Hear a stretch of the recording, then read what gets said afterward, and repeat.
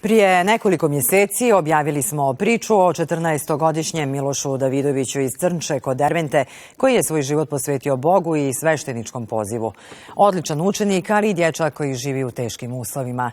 Kako bi pomogli Milošu, u priču su se uključili mještani koji su pokrenuli akciju kako bi on i njegova porodica dobili novi krov nad glavom. Napukli zidovi, vlaga i krov koji prokišnjava, slika je koju svakodnevno gleda 14-godišnji Miloš Davidović iz Crnče. U ovoj kući živi zajedno sa gluvonjemom majkom i dedom, a nedavno izgubio oca.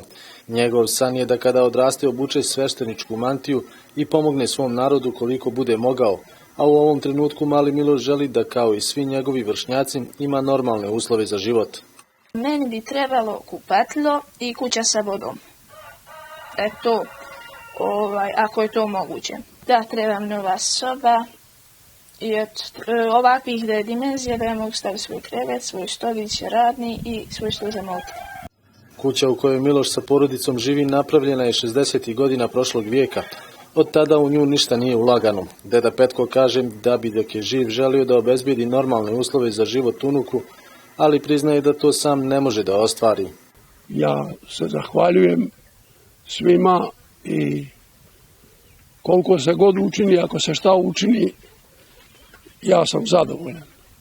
I mogu se zahvaliti i društvu i ljudima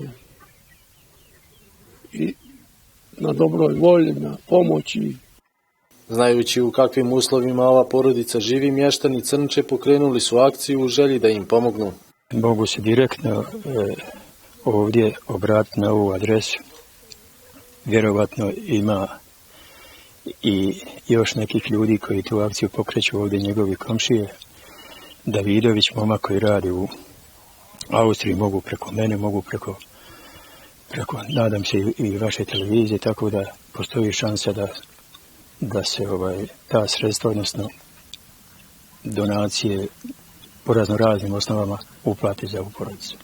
Mještani Crnče apeluju na ljude dobre volje da pomognu koliko mogu ovoj porodici, a svi koji žele to da urade, donacije mogu da uplate na žiro račun na ime Biljane Davidović, Miloševe majke.